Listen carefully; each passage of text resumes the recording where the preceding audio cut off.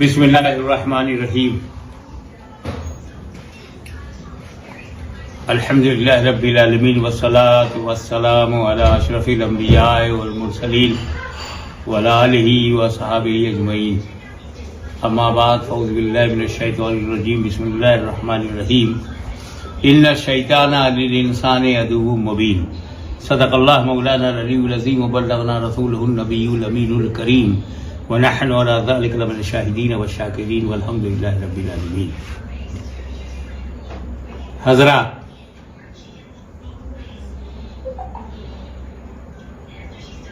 ستیزہ کار رہا ہے ازل سے تا امروز چراغ مصطفی سے شرار بولہبی۔ اللہ تعالیٰ نے جب نسل انسان کو فروغ دینے کے لیے آدم علیہ السلام کو زمین پر بھیجا اور اپنی نبوت اور اپنی خلافت کا تاج ان کے سر پہ رکھا تو سب سے پہلا انکار کرنے والا عزازیل، جسے دنیا ابلیس کہتی ہے، شیطان کہتی ہے، اس نے انکار کیا۔ باوجود اس کے کہ وہ بڑا عبادت گزار تھا، بہت ہی ساجد اور عابد تھا، کمال علم اور جمال تقوی سے بہرہ بھی تھا، مجلس ملائکہ میں بیٹھتا بھی تھا، جنت میں آتا جاتا تھا۔ اتنے مراتب تو کسی کافر کو ملے ہی نہیں، نہ ایسے مواقع ملے، پر یہ پہلا اور آخری کافر ہے جو جنت دیکھنے کے بعد بھی جنت سے محروم ہے، دیکھنے کے بعد بھی۔ تو نتیجہ یہی ہے کہ دو طاقتیں شروع سے چل پڑی، ایک رحمانی طاقت، ایک شیطانی طاقت، اور یہ آپس میں نبرد و آزمائش لیے رہے کہ اس سے اللہ تعالیٰ نے انسانوں کا، اپنے بندوں کا امتحان لیا، آزمائش میں آزمائش کی۔ کون تیرے ہیں وہ تیرے ہیں، جو میرے ہیں وہ میرے ہیں، وہ تیرے نہیں ہو سکتے۔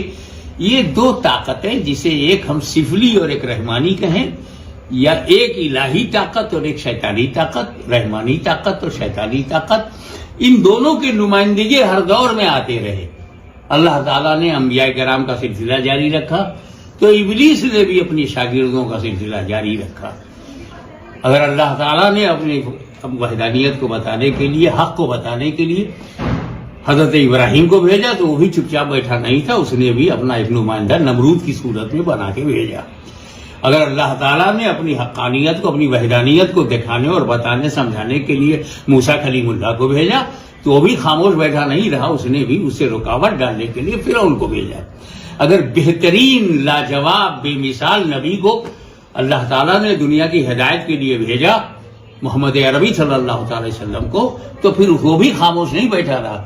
ان کے مقابلے کے لیے اس نے ابو جہل، ابو لہب، عتبہ، شیبہ، نہ جانے کتنے بڑے بڑے لیڈروں کو، نیتاؤں کو اس نے بھی کھڑا کر دیا۔ یہ سلسلہ ہمیشہ سے چلتا رہا ہے۔ اگر اسلام کی پہچان امام حسین بن کر کے چمک رہے ہیں تو رکاوٹ کے لیے اس کی نمائندگی میں یزید سامنے آ رہا ہے۔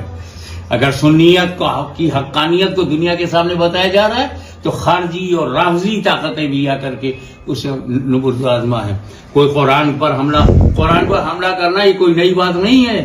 ارے یہ تو جب خلافت، نام نہاد خلافت کے دور میں بھی قرآن پر مخلوق ہونے کا، قرآن کا، اللہ کا ایسا کلام جو معاذ اللہ حادث ہو، قدیم سے ہونے سے انکار، امام احمد بن حنبل نے مورچہ سنبھالا اور اس طریقے سے انہوں نے اسلام اور امت مسلمہ کو بچایا۔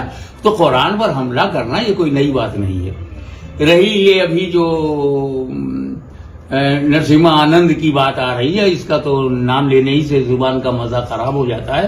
پھر بھی یہ نرسمہا ہے تو درندگی کا تو ثبوت دے گا ہی، اور اسی میں اسے آنند آ رہا ہے تو آنے دیجیے، اس سے اسلام کو کیا تکلیف ہے۔ بات صرف یہ ہے کہ قرآن نے تو 1400 برس پہلے ہی نرسمہا آنند اینڈ کمپنی کو چیلنج کر رکھا ہے 1400 ایئرس ایگو، کہ اگر قرآن اللہ کا کلام نہیں ہے، ایشوانی نہیں ہے، یہ رب کا کلام نہیں ہے، تو ایک آیت کی طرح پنڈت جی آپ لکھ کر کے لے آؤ. جب کوئی بندہ ہند سے لے کے سندھ تک، عرب سے لے کے عجم تک، بھارت سے لے کے امریکہ تک، آج بھی دنیا میں 6 بلین لوگ موجود ہیں، جس میں 2 بلین تو شاید عربی جانتے ہو.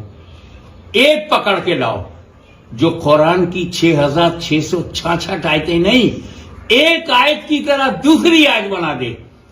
اگر کوئی پنڈت، کوئی ملا، کوئی بھی پڑھا لکھا، کوئی عربی اور عجمی ایک آیت کی طرح دوسری آیت نہیں لکھ سکتا تو مطلب یہ کلام بندے کا نہیں ہے. جب یہ کلام بندے کا نہیں ہے تو بندے کو حق پہنچتا ہے کہ اپنے رب کے کلام پر اعتراض کرے. میاں قرآن پر اعتراض کرنے سے قرآن کو نقصان نہیں ہوتا. اعتراض کرنے والوں کی حیثیت اور ان کی نیت، کیا نیت ہے ان کی، کون جانتا تھا؟ قرآن پر حملہ کرنے سے پہلے اس پنڈت کو کون جانتا تھا؟ بدنام ہوں گے تو کیا نام نہیں ہوگا؟ ایسا بھی کہ بڑی ہستی سے لڑ جاؤ، بڑی بات سے ٹکرا جاؤ، بڑی تاریخی حقیقت سے پنگا لے لو، بدنام ہوں گے تو کیا نام نہ ہوگا؟ یہی نرسمہا آنند جنہیں اہل ہنود نہیں جانتے تھے، آج پورا ہندوستان، پوری دنیا ان کا نام جان گئی ہے. اسی نام کے لیے یہ بدنام ہوئے ہیں، تو ان کو بدنام ہونا مبارک ہو، ہمیں ہمارا اسلام مبارک ہو. وآخر دعوانا الحمدللہ رب العالمین.